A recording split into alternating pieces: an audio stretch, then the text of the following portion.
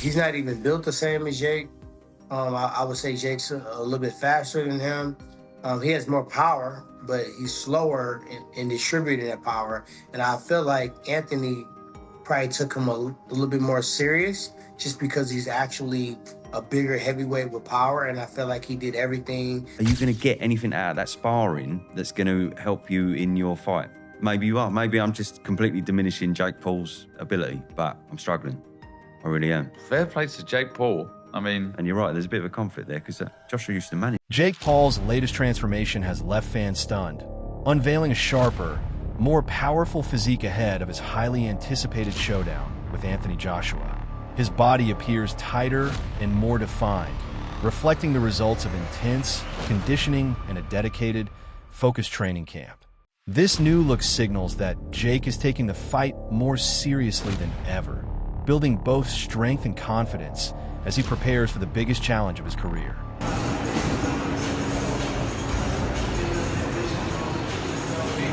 Tony Jeff breaks down the possibility of Jake Paul pulling off a shocking upset against Anthony Joshua, focusing on Jake's timing, momentum, and physical development.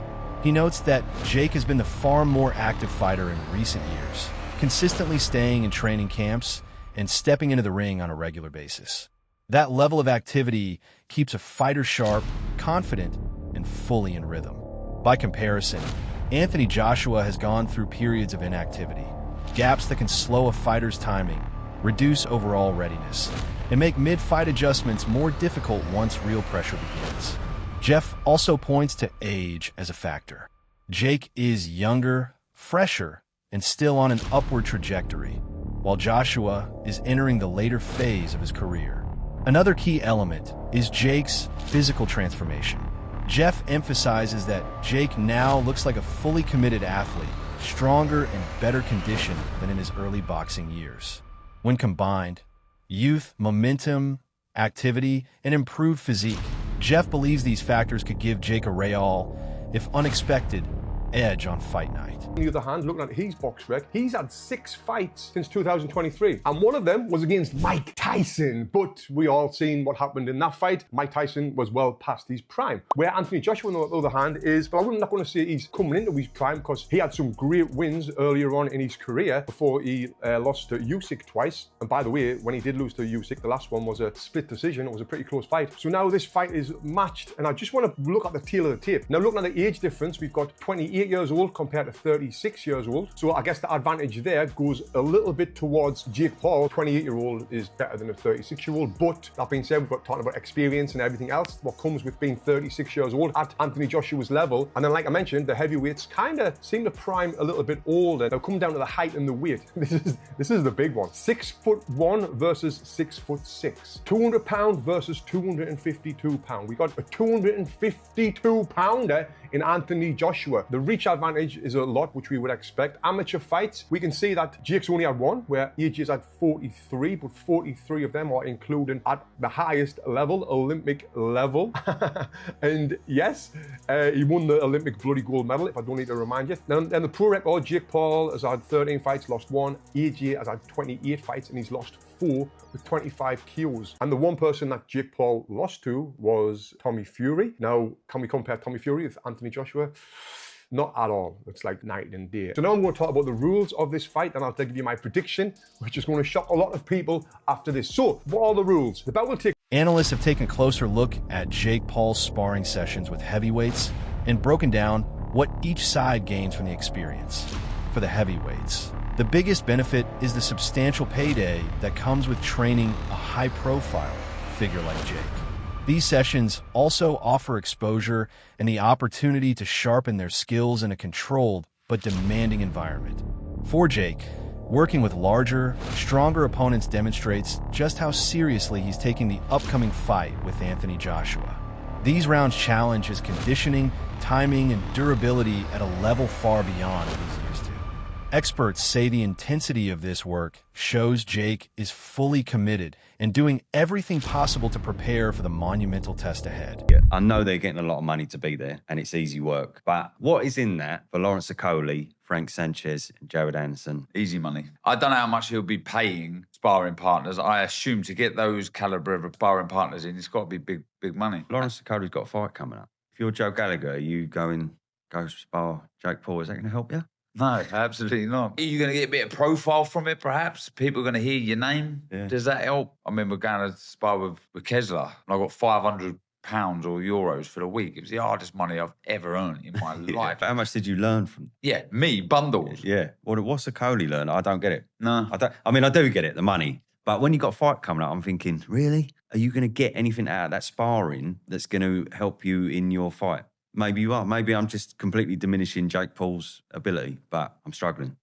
I really am. Fair play to Jake Paul. I mean... And you're right, there's a bit of a conflict there because Joshua used to manage him. Yeah, it was through 258, right? Yeah. But surely they're smashing him to pieces. Surely Jake's going, oh, what the fuck? This is fucking horrible. Every single one of those three fighters there could annihilate him in a round. Yeah, so are they not doing that? Tyrone Woodley offers a surprising analysis when comparing Jake Paul to Francis Ngannou. He says Jake is noticeably faster than Ngannou, and that speed could give him a real advantage, especially against a heavyweight like Anthony Joshua. Woodley adds that Jake's punches have more snap than people realize, even suggesting that Jake may generate slightly more power in certain shots than Ngannou simply because he delivers them quicker. That blend of speed and unexpected force leads Woodley to believe the Joshua fight will look nothing like Joshua's quick demolition of Ngannou. Instead of an early stoppage, Woodley predicts Jake will push the fight into the later rounds. He believes Jake's conditioning, mobility, and willingness to take risks will keep him upright longer than most expect. In Woodley's view, this matchup becomes a battle of endurance, technique, and pacing rather than a single explosive moment. He thinks Jake will force Joshua into a full strategic contest rather than allowing him to end the fight early. Woodley then breaks down the difference between preparing for Ngannou and preparing for Joshua. Ngannou fights with massive, committed power that creates obvious openings. Joshua, on the other hand, is structured, disciplined, and balanced. With Ngannou, the danger is immediate and overwhelming. With Joshua, the threat comes from his patience, experience, and ability to systematically break opponents down. This Jake Paul-Anthony Joshua fight, do you think Jake has lost his mind? You know him probably as well as anyone. I mean, Jake has been lost his mind. Like, what's new? Like, he lost his mind when he fought me. He lost his mind when he fought Anderson, when he fought Nate. He lost his mind when he wanted to fight professionally and switched off from amateur. It's really kind of been a theme. And I feel like the only person that hurt him ever was me. The only person that he lost to was somebody that actually boxed him, that actually took him serious, used the jab, moved around. And I feel like we've seen fights where Anthony didn't do that, and we've seen fights where he did. Depending on which version Anthony Joshua comes out, depends on if Jake has what we would call a chance. When you fighting, if you got knockout power, you got belief in yourself, you got some speed, agility to move around, you always have a chance. You know what I mean? We've seen crazier things happen. Francis Ngannou is a terrible comparison to this happened to Francis. He's not even built the same as Jake. I would say Jake's a little bit faster than him. He has more power, but he's slower in distributing that power. And I feel like Anthony probably took him a little bit more serious just because he's actually a bigger heavyweight with power. And I feel like he did everything to make sure Francis didn't even get a chance to use it. So I don't have to make a prediction because I'm fighting. I'm not commentating. But, you know, I love when people doubt me. So I'm never gonna doubt somebody if they believe in themselves. Do you think he has a chance, Jake? I mean, people think I'm crazy, but they yelled at me when I said I thought the fight with him and Anderson was even. Frank Smith explains that making the Anthony Joshua versus Jake Paul fight was far simpler than people think. He says they didn't waste a moment worrying about critics or public backlash. To him, boxing is entertainment, business, and competition all at once. And when a matchup benefits everyone involved, there's no reason to hesitate. According to Smith, both fighters recognize the opportunity immediately. Joshua gets a massive event that keeps him active and puts global attention on his next move. Jake gets the biggest challenge of his career, along with a major payday. Smith argues there's nothing wrong with making a fight that sparks genuine interest. Boxing grows when people talk, debate, and react. And this matchup delivers exactly that. For Smith, the decision was straightforward. Good for business, good for the fighters, and good for the market. He adds that boxing has always been driven by big personalities and bold matchups. Waiting around for perfect fights slows the sport down, while taking risks and embracing unexpected pairings pushes it forward. Smith believes both Joshua and Jake understood this completely. They saw a massive spotlight and a chance to create something memorable.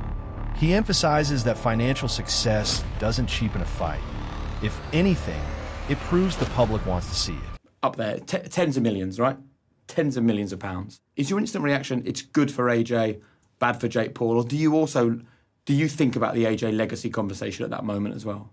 No, I think I've been in the sport so long where you see people, we live in a world now where you do something today and it's forgotten about tomorrow. Yeah. Right? And you've got to do what's best for you. Our job is to do the best for the clients we represent. Anthony Joshua has been with us since he was turned out at the Olympics 13 years ago. We've got a lifetime deal with him. Our job is to deliver for him. So when you get a phone call with that amount of money, you're sitting there going, where has this come? Thank God. So it's not, don't get me wrong, we will always look at the optics of things, but we're logical. We're not fans. We're sitting there going, there's going to be people who say this is a joke, but our job is to deliver for him. And that is a fight that delivers for him. So we're sitting there going, happy days, all day long, we'll take the money. And when you had your first conversation with Anthony about this fight, what was his take at that point? Was he initially hesitant or was he immediately, for that money and that guy, let's go? Immediately, yes, immediately. There was no hesitation. You've got to imagine, he's been in there with the best fighters in the heavyweight division over the last 10 years. He's never shied away from a challenge.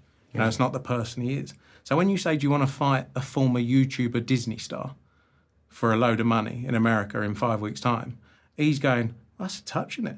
Because as any athlete, when you're going in there against Alexander Usyk, you're going to have elements of doubt. You're going to have elements of, this is hard. Like, he's bloody good. Yeah. I would think, I'm not an athlete myself, but I would think that's what you go through. Whereas this one, it's just like, easy. I'd fight Jake Paul for a load of money. So he's obviously thinking, I'll do it. If I'm sitting there thinking, I think it's more competitive, me and Jake Paul, than Anthony Joshua and Jake Paul. So there was no ounce of, is this the right thing to do? It was all day long, thanks very much. And I want to talk to you about the art of negotiation, because I think that is one of your great talents. And I enjoyed watching the recent Matchroom documentary and just watching you kind of like, I just think you think very strategically, right, about when people are coming together. So when the phone call first comes in from Jake Paul's people and they say, this is the fight and this is the money and this is the location, what is a good negotiation in that instance for you? Like, did you manage to up the money hugely? Did you manage to get certain clauses or deals in place that you wanted? Yeah, always pushing to get more money or certain elements that work for you, and we did that in this instance. Boxing, though, as a business, is something that's so much led by ego, and that's the biggest downfall of people in boxing. Ego drives everything. Yeah. Whereas sometimes it's about, is this the best thing to do? Like we've been in places before where we're not promoting this show, for example. It's not on our broadcaster. We did a deal with DAZN to allow the fight to go ahead, who's Anthony's exclusive broadcast partner. And it was about, does this deal make sense? So when it came to the money, we pushed hard on the money. We pushed hard on all of the ancillary terms around it. What sort of things are ancillary terms? So whether it's flights, hotels, sponsors, all of the elements that come alongside it. Not so much in this fight, because officials, you could judge the fight because it's not going to go 8 rounds. Yeah. But normally it would be officials. Paulie Malignaggi is quick to question whether this fight will actually take place. He suggests the announcement might be more about generating buzz than confirming a genuine event. In his view, it's entirely possible that both camps made the announcement to ignite headlines, dominate social media, and spark global debate, only to quietly walk it back later once the publicity has served its purpose. Malignaggi points out that boxing has used these strategies before: tease a major matchup, let the hype explode, then let the idea fade before the fight ever materializes. His skepticism is rooted in patterns he's seen across the sport. Sudden announcements, vague details, dramatic marketing, and then nothing. Meanwhile, analysts on Boxing Scene consider the Joshua versus Jake Paul matchup one of the boldest moves of Jake's career. They acknowledge the ambition, but stress the danger. Stepping in against a seasoned heavyweight, someone who has spent years battling the best in the world, marks a level of risk far beyond anything attempted by an influencer-turned-fighter. The panel credits Jake's growth, discipline, and improved technique, but they emphasize that Joshua represents a completely different level of competition. An Olympic gold medalist, multiple-time world champion, and one of the most powerful punchers of the era is a threat Jake has never encountered before. My co-host at Pro Boxing made a good point today. He said, I don't see that fight happening. I think they just signed it just to make people talk. He goes, I think Jake's going to wind up pulling out or something. He goes, Joshua has a fight scheduled against the Glory heavyweight kickboxing champion on February 14th in boxing. I forgot the guy's name. He's a Dutch guy. This could be just a sparring session on the way there. He goes, but honestly, I don't see Jake actually doing it. This would be crazy. So you know what? I hope it's not a cock tease. I hope that it's not. Let's go if it's not what happens, because you're talking to me on the phone the other day. I can't see nothing else but a stoppage win for AJ. It's actually, if I'm really honest, if I'm really going to be brutally honest, it's actually the kind of fight where I can't believe any commission would even allow it, to tell you the truth. If I'm really honest, so it's good. That's, typically commissions are very strict about matchups and, the kind of fights they allow you to put together, and for safety reasons and hazardous reasons and whatnot. So this is the kind of fight that actually surprised me they would even allow it. But I know Florida is a bit of a more flexible commission than our stricter commissions like California, Nevada, Texas, and New York. But those are probably the big four. But Florida has its share of pretty big cards since COVID, so Florida's an ascending commission.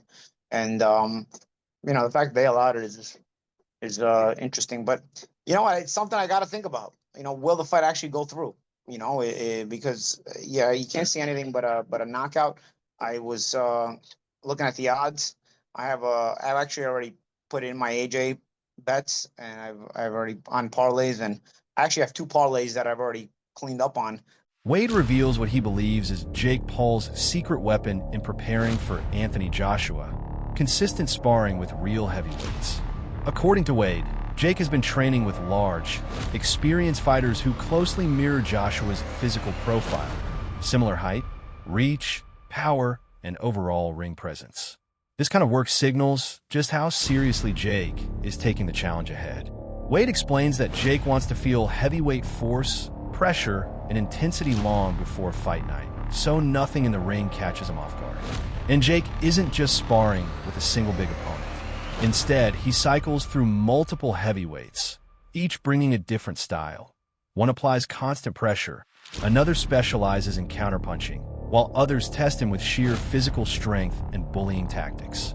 Joshua fight, if you're Jake Paul, who hasn't fought someone in the top, realistically, the top 50. I know Tommy Fury is ranked in the top 50, but anyone that is a top 50 fighter, even in your weight class, let alone a top 10, top 5 heavyweight in Anthony Joshua, who was a 2-time heavyweight champion of the world. Can you get prepared for a guy like that if you brought in, let's just say, a deity, a freaking Zeus, Hercules, whoever, to prepare you? Could you do it? I don't think that Jake would have enough time, seeing as he's already undersized. He's not a real heavyweight, and this is Anthony fucking Joshua we're talking about. But I will say there were rumors going around that Jake was not taking this fight as seriously as he needed to. That Jake was dilly-dallying, flying to go see F1 in Miami after his press conference, and then going to see his girl all the way in the Netherlands if she's trying to qualify for, I think, the Olympics or something else. There was this post from his girlfriend. I don't know if, again, this was in the Netherlands or where it was at,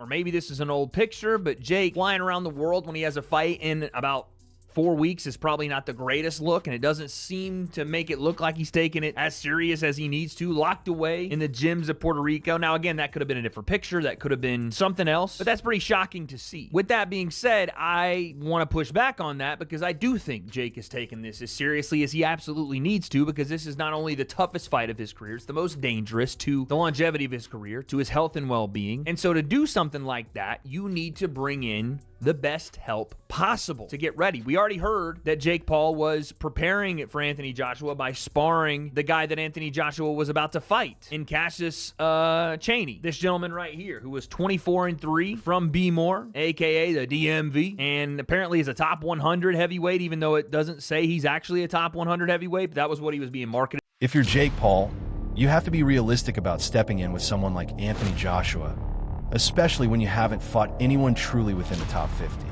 Yes, Tommy Fury is technically ranked there, but that's a very different level from facing a proven heavyweight like Joshua. Luke Thomas breaks the matchup down and makes it clear. Joshua is not just big, he's dangerous in every sense. His size is only one part of the problem. The real threat comes from his experience, refined technique, and ability to systematically break opponents down. Thomas points out that Joshua controls distance expertly, disrupts rhythm, and applies pressure with precision. And while Jake Paul continues to improve, Joshua has spent years battling elite heavyweights who carry far more power, skill, and tactical depth.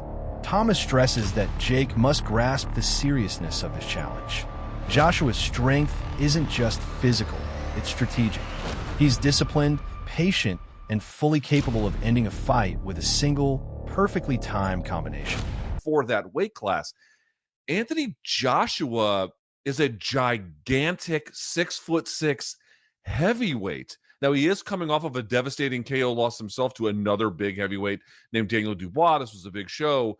But Jake Paul, while, has a decent pop for a guy who has not been doing boxing that long, it's almost incomprehensible. This is the kind of thing the state would never have regulated before. They now seem much more open to it than they ever once were. But I also think that there might be something happening, and this is, I'm speculating. I want to be clear. I'm not giving you skinny, but I don't understand how you can go from a bout with a guy that you are massively oversized against, who's very good, to one who you are massively undersized against, who's also very good, who's a devastating, dangerous.